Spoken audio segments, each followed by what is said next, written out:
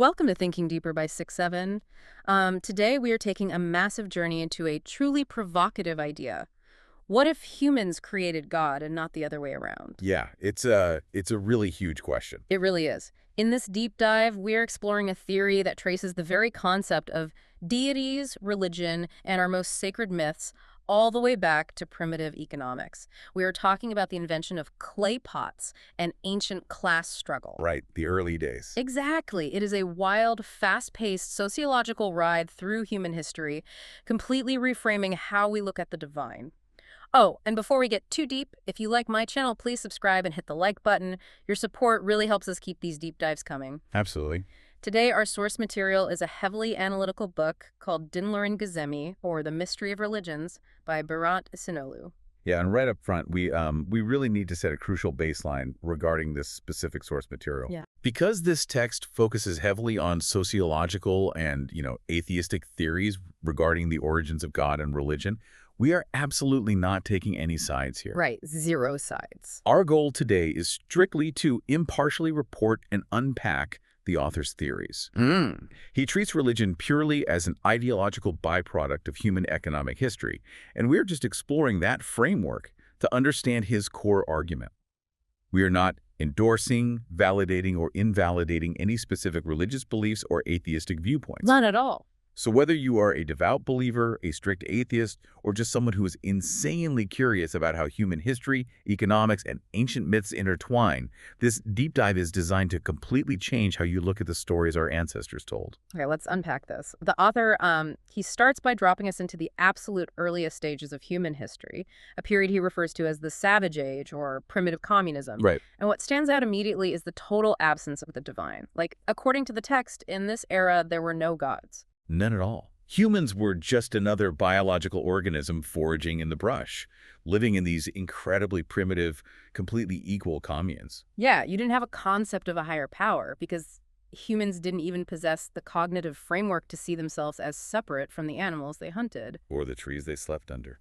I mean, without a social hierarchy on the ground, there is simply no psychological mechanism to invent a hierarchical deity in the sky. That makes total sense. But a massive psychological fracture eventually happens, and the author traces it to the implementation of the incest taboo. Which is fascinating.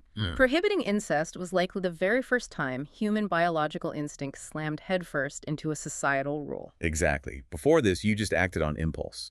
Suddenly, the commune imposes a strict boundary for the sake of its own survival and genetic viability. And that suppression created a profound psychological split within the individual.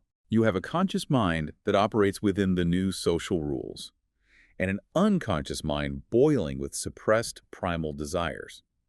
Early humans obviously lacked the vocabulary of modern psychology to explain this internal friction. So they interpreted this inner conflict as a literal second person living inside them. Yes. According to the author, this is the exact origin point of animism, the birth of the concept of the soul. That invisible entity whispering in your ear. And because they genuinely felt they had this separate spirit inside their own bodies, they naturally projected that same internal architecture onto everything else in their environment. The river has a spirit, the oak tree has a spirit, the wolf has a spirit. Which inevitably brings us to the concept of the totem. Now, when you look at early indigenous cultures, the immediate assumption is usually that a totem, like an eagle or a bear, was an early version of a god that they worshipped. But the text draws a very hard line here, clarifying that the totem was absolutely not a deity. Right, it was a communal crest, a symbol of these new social rules and their fiercely equal kinship. It wasn't an authoritarian figure demanding subservience from above. It was viewed as a literal biological relative. If your commune's totem was a kangaroo, you genuinely believed you shared a bloodline with that animal. It represented the collective spirit of the group, a physical manifestation of the social contract they all agreed to live by to maintain harmony and survival in a brutal environment. But living under a strict social contract takes a toll. Suppressing your natural instincts day in and day out builds an enormous amount of psychological tension. To manage that pressure cooker, the author highlights this fascinating, almost chaotic ritual called intikuma. It essentially functions as the very first communion. Right. Once a year, the entire commune would gather, intentionally shatter the ultimate taboo, and actually consume their totem animal or plant. For that one specific day, all societal rules were suspended. They temporarily reverted to their ancient, rule-free, purely instinctual past. They ate the totem to absorb its power, to physically identify with the collective spirit, and to blow off all that accumulated psychological steam.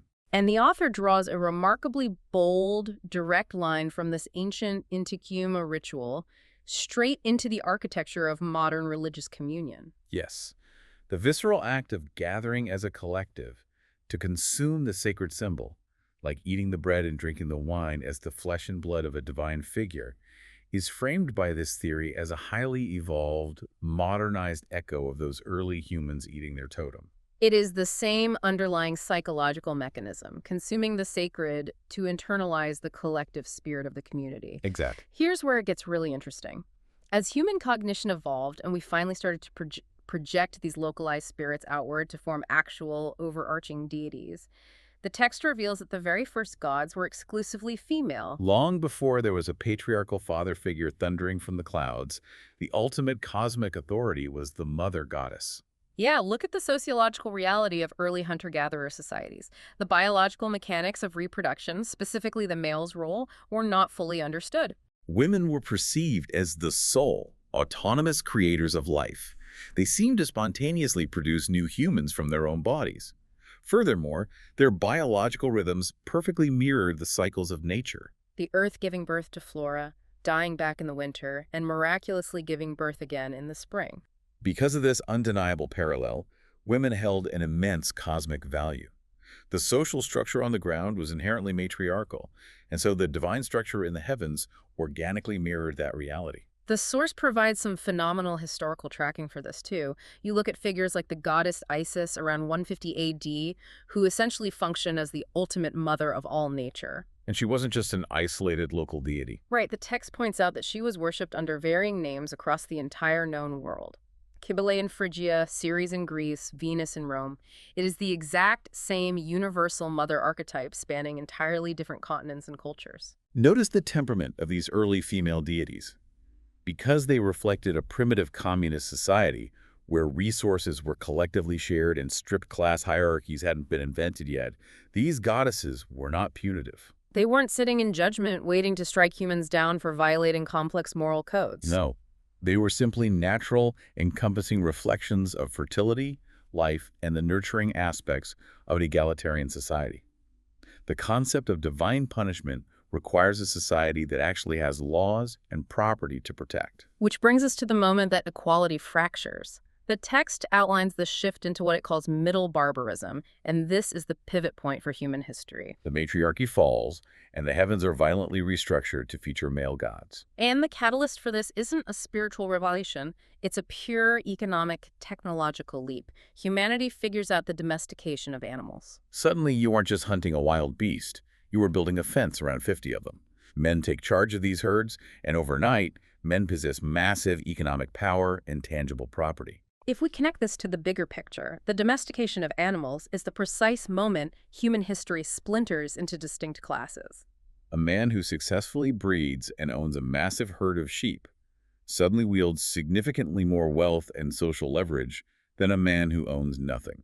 To justify, stabilize, and cement this newly acquired male dominance and private wealth, the ideological reflection had to be rewritten. The mythology had to be rewritten. The nurturing divine feminine was overthrown, often violently in the mythologies, by aggressive male warrior gods. The heavens were restructured to mirror the new, male-dominated, property-owning reality establishing itself on the ground. And when you have 50 sheep while your neighbor has 0, you need a security system. The author suggests this is the exact moment humanity invents the concept of the taboo or the sacred. In a hunter-gatherer society, if you find a bush of berries, the tribe shares it. But now, if you have a surplus of wool or grain, you need a mechanism to keep the rest of the tribe away from your stash. Consider the reality of this era. There are no police forces. There is no state apparatus, no judicial system, and no prisons. So how do you protect a newly accumulated surplus of wealth? You use ideology. The concept of taboo was engineered specifically to protect elite privileges and private property. The author uses the brilliant example of a simple clay pot. If a powerful, wealthy man places a specific sacred seal on his clay pot, He is declaring that object taboo. He is establishing that it belongs exclusively to him. And if you dare to touch it, you aren't merely committing petty theft. You are actively violating the sacred cosmic order of the universe. This ideological invention, backing private ownership with divine threat, laid the absolute groundwork for class division. This economic lens totally recontextualizes one of the darkest aspects of ancient history: human sacrifice. We look at the Aztecs pulling beating hearts from chests, or the Carthaginians feeding their own children into the bronze fires of the god Moloch, and it seems like incomprehensible religious madness. But the author argues this wasn't mindless cruelty. It was a brutal economic mechanism. In the period of lower barbarism, before animal domestication provided a stable food source, tribes were entirely reliant on foraging and hunting. When populations expanded beyond the carrying capacity of the local environment, these societies faced constant existential threats of famine. Human sacrifice functioned as a grim, pragmatic method of population control. It was a mathematically necessary way to reduce the number of mouths to feed during devastating winters. While simultaneously providing the psychological comfort that they were appeasing the angry, starving force of nature, they masked a brutal economic necessity as a supreme religious duty.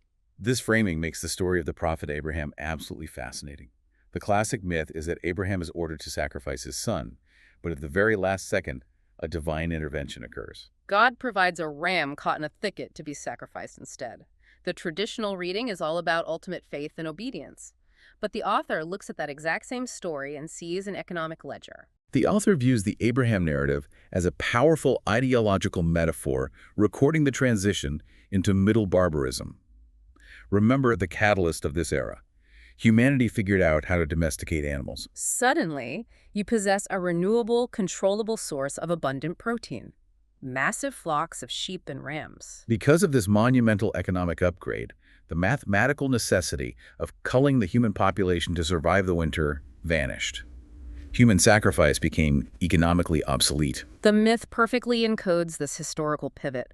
The divine authority explicitly rejects the human child and instead accepts the domesticated ram, Signaling the definitive end of starvation-driven human sacrifices and the dawn of the pastoral herding economy. The myth is literally a receipt of an economic upgrade.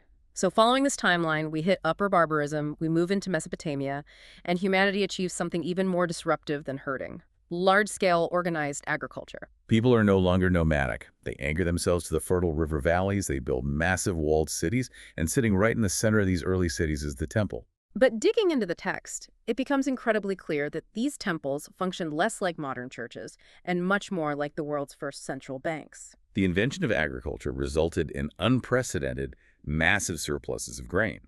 That surplus wealth couldn't just be left in a field.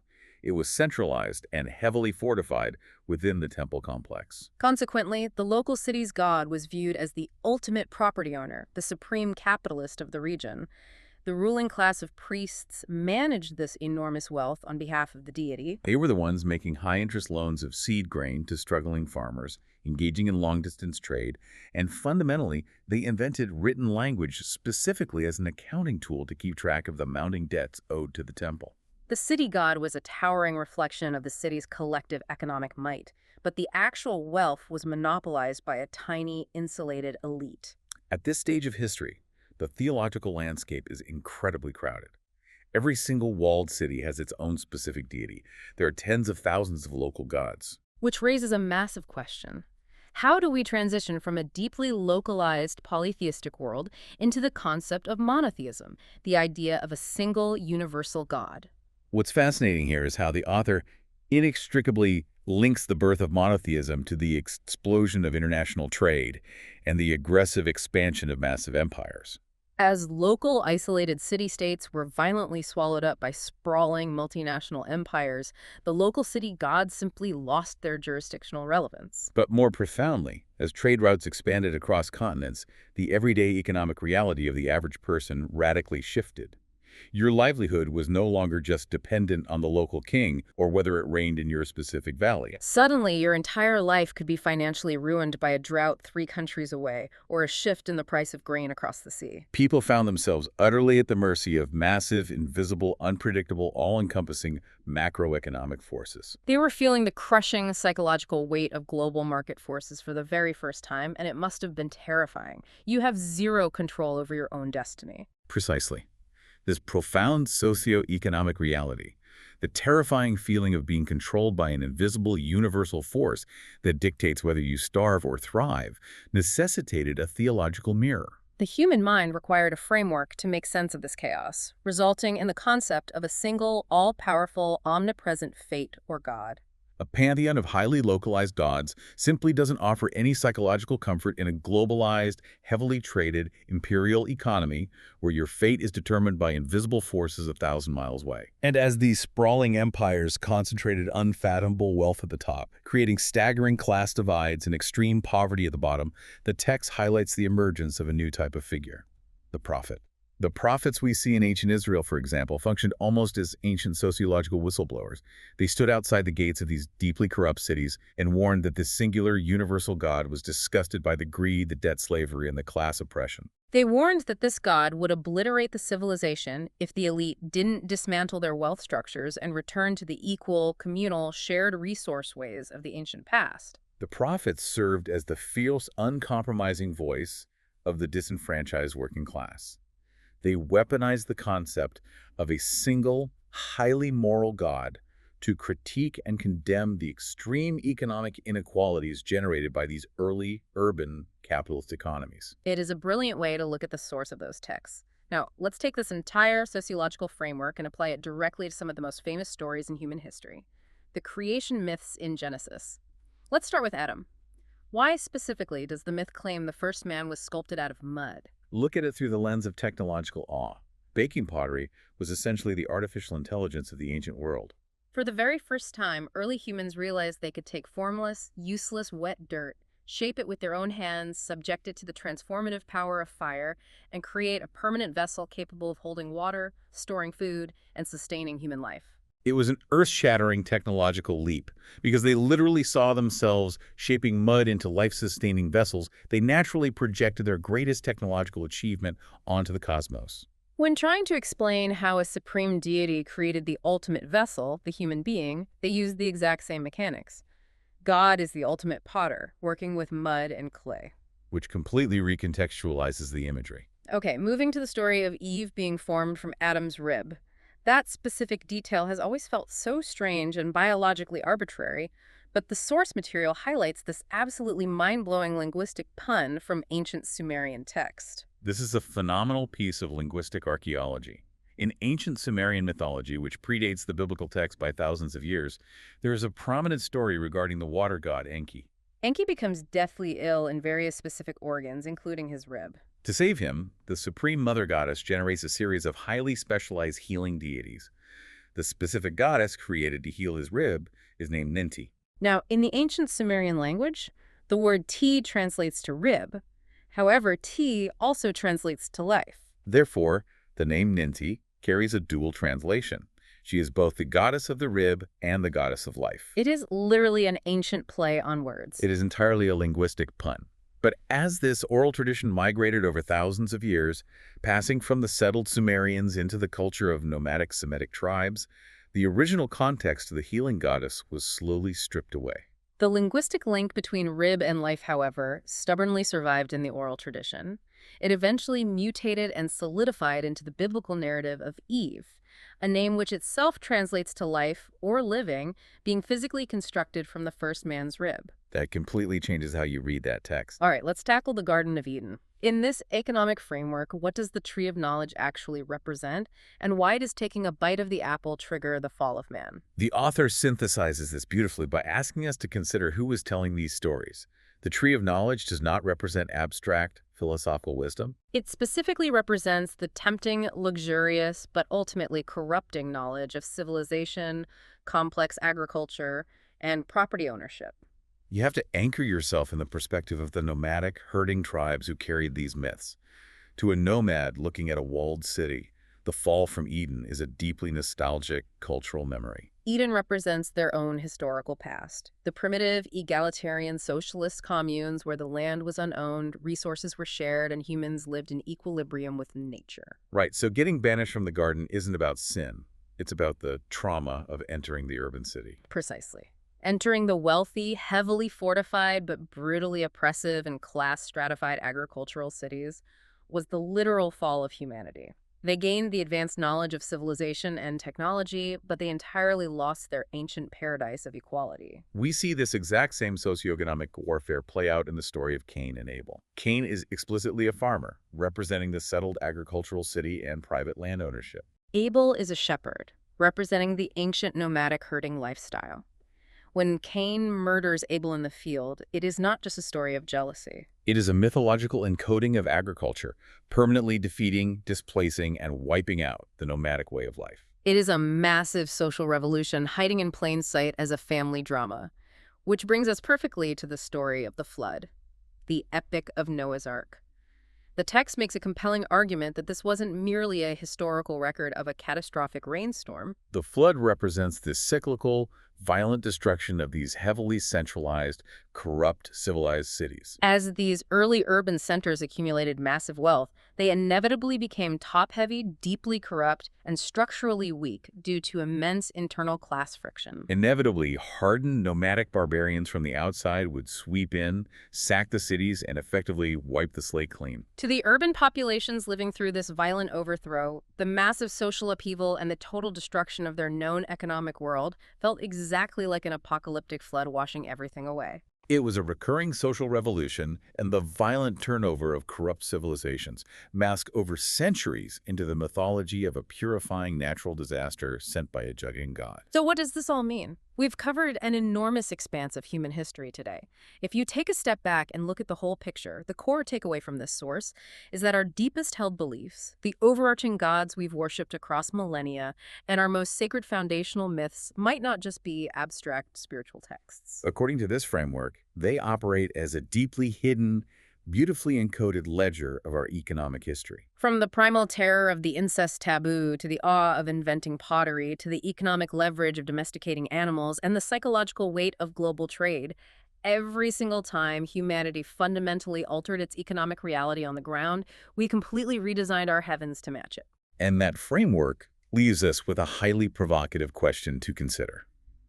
If ancient humanity unconsciously modeled their overarching gods and their sacred mythologies directly after their greatest technological and economic shifts, like the invention of the clay pot, the fencing of sheep, and the creation of the central bank, what kind of god or what kind of sacred, unquestionable mythology is our modern era of artificial intelligence, globalized data, and unseen digital algorithms quietly constructing for future generations? Are we unknowingly writing the next great theological mythology right now, hidden deep inside the black box of our own code? It's a staggering thought. It really is a staggering thought to end on. Thank you so much for joining us on this deep dive. Keep questioning the world around you, keep looking deeper into the stories we tell, and we will see you next time. Thanks for exploring with us.